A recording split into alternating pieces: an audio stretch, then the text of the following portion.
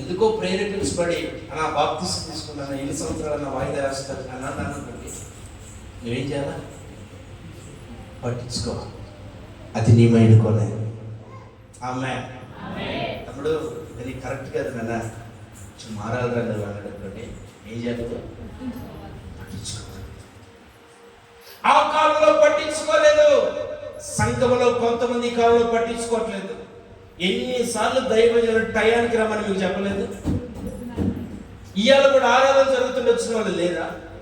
పాటలు అయిపోయాక వచ్చిన వాళ్ళు లేరా? ప్రార్థన జరుగుతుండే వచ్చిన వాళ్ళు లేరా? సమయానికి రండి, సమయానికి రావటం దేవునికి ఇష్టం. అక్రమం చేయవల్ల నా యొద్దనండి అంటే దేవుడికి అక్రమం నచ్చదు, క్రమం నచ్చింది. మన క్యాలెండర్ మీద దైవజనుడు ఎన్నింటికి ఆరాధన టైం పట్టించారు? ఆ టైంకి ప్రారంభిస్తున్నాడా లేదా? ఆ టైంకి మీరు వచ్చినా రాకపోయినా ఆయన ఒక్కడే మైకు పట్టుకొని గొంతు ఎత్తి దేవుడిని స్తుతిస్తున్నాడా లేదా? ఒక దైవజనుడి అంత ప్రతిష్టత కలిగి ఆరాధన ప్రారంభిస్తున్నప్పుడు ఒక విశ్వాసిగా, ఒక దేవుడి బిడ్డగా సమయానికి రావాలని ఇంకిత జ్ఞానం మనకు ఉండద్దా?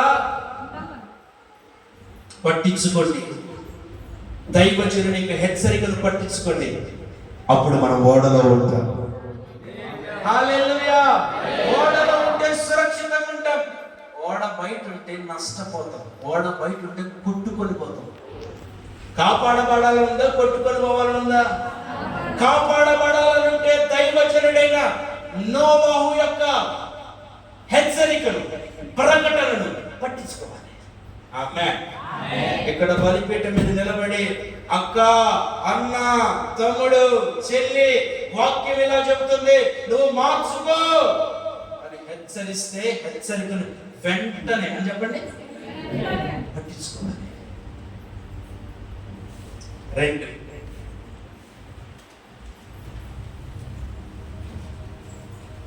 మత్తయి 24:37.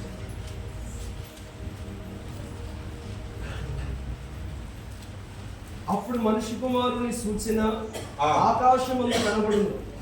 అప్పుడు మనిషి కుమారుడు ప్రభావముతోను మహామహిమతోను ఆకాశ మేఘాలలో వచ్చుట చూచి దానిపైన తినుచు త్రాగుచు, అదే కదా 24:37. నోవహు దినములు ఎలా ఉండెనో మనిషి కుమారుని రాకడయు అలాగే ఉండును. జల ప్రళయమునకు ముందటి దినములలో నోవహు ఓడలోనికి వెళ్ళిన దినము వరకు వారు తినుచు త్రాగుచు పెండ్లి చేసుకొని. చూడండి, ఒక పక్క ప్రకటిస్తున్నాడు, ఇంకో పక్క దైవజనుడు దేవుని దర్శనాన్ని నెరవేరుస్తాడు. దేవుడు దైవజనుడికి దర్శనం ఇస్తాడు. ఆమేన్.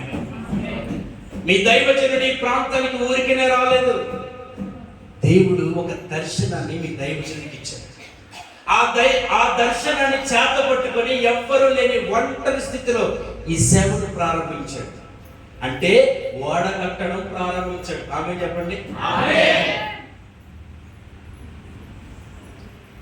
ప్రతి దైవజనుడికి దేవుడు ఒక దర్శనం ఇస్తాడు, ఒక గురిని ఇస్తాడు, ఒక ప్రత్యక్షతను ఇస్తాడు, ఒక పిలుపుని ఇస్తాడు, ఒక ఆధిక్యతను ఇస్తాడు.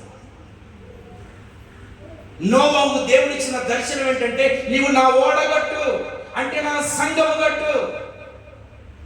సంఘము కట్టుట అనే దర్శనం ఎవరికి ఇవ్వబడింది? దైవజనుడికి ఇవ్వబడింది. చెప్పండి. అంటే దైవజనుడు ఇప్పుడు ఏ దర్శనం మీద పనిచేస్తాడు? ఓడ కట్టాలన్నా, సంఘం కట్టాలన్నా దర్శనం మీద పనిచేస్తాడు. అవునా కాదా? అంటే నిరంతరమైన పని ఏంటి? మీ దైవజనుడు ఆదివారం కూడా వాక్యం చెప్పి మిగతా సోమవారం నుంచి శనివారం వరకు ఏమైనా పని చేసుకుంటుండా? చెప్పండి అలా ఏం లేదు కదా. అంటే లేచినా, కూర్చున్నా, పడుకున్నా, ఏ పని చేసినా ఆయన దర్శనం ఏంటి? ఓడ కట్టాలి, ఓడలోకి ప్రజలు రావాలి, ఈ ప్రాంత ప్రజలు కాపాడబడాలి, ఈ ఓడలోకి ప్రజలు చేర్చబడాలి అన్నది ఆయన తపన కాదా? అన్నది ఆయన దర్శనమా కాదా? ఆ కాలంలో నోవహు ఓడ కడుతుంటేనట జనులు మాత్రం తింటున్నారు, తాగుతున్నారు, సుఖిస్తున్నారు, ఎంజాయ్ చేస్తున్నారు. అసలు ఈ కాన్సెప్ట్ ఎవరిది చెప్పండి? తినుము, త్రాగుము, సుఖించుము. ఎవరిది కాన్సెప్ట్? అపవాదిది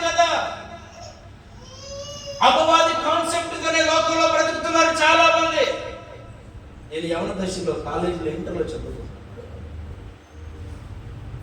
మధ్యాహ్న కాలం అయినప్పుడు ఎక్కువసేపు లీజర్ ఖాళీ ఉంటుంది. నా స్నేహితులు చాలామంది ఏం చేసేవాళ్ళు, కొంతమంది సిగరెట్లు తాగడానికి, అంటే నా స్నేహితులు కాలేజీలో స్తోత్రం హల్లెలూయా, కాలేజీలో పొరలు వెళ్ళేవాళ్ళు. ఇంకొంతమంది రకరకాలైన పనులు చేసేవాళ్ళు కాలేజీలో. నేను కాలేజీలో ఉన్నప్పుడు అక్కడ ఇప్పుడు ఇంకెంత వారం ఉందో పరిస్థితి. కానీ వారు ఇప్పుడు ఒక్కొక్కరు కొంతమంది చచ్చిపోయారు, కొంతమంది భయంకరమైన డ్రగ్ అడిక్ట్స్ అయ్యారు, త్రాగుబోతులు అయ్యారు, తల్లిదండ్రులకి ఆయాసకరమైన వ్యక్తులు. ఆ కాలంలో నేను నా పరిశుద్ధులు, నేను నా స్నేహితుడు జాగ్రత్త ఉంటాడు. మేమిద్దరం మా క్లాస్ రూమ్లో కూర్చొని బల్ల మీద నేనేమో కాంగ్లో ప్లే చేస్తాను, పాటలు పాడతాను, ఆరాధన చేస్తాను. మేమేమో సేవకులు, మేము వాళ్ళేమో భ్రష్టులు. ఎందుకు నేను ఈ మాట చెప్పానంటే, దర్శనము కోల్పోలేదు, దర్శనం మమ్మల్ని స్థిరపరిచింది.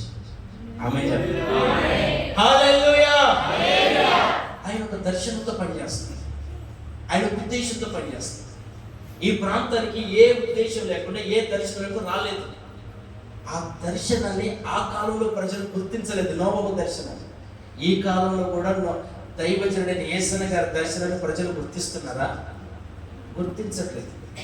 ఎలా గుర్తించట్లేదు? నేను ఒక విషయం చెప్పనా? యేసయ్య గారికి, మన సేవకుడికి దేవుడు ఒక 1000 మంది ఆత్మలను రక్షించాలి, ఇది నీ గుండెలో పెడుతున్న భారం అన్నాడు అనుకుందాం. అది ఇప్పుడు ఏమైంది? దైవజనుడికి దర్శనం ఏమైంది? ఇప్పుడు ఆయన లేచినా కూర్చున్నా 1000 మందిని నేను ఎలాగ బాప్తిసం ఇవ్వాలి, 1000 మందిని ఎలాగ సంఘంలోకి నడిపించాలి, 1000 మందిని ప్రజలు ఎలా తోడుకుని రావాలనేది ఆయన ఆశ, ఆకాంక్ష ఉంటుంది. ఆ దర్శనాన్ని ఎరిగిన మనం ఏం చేయాలి?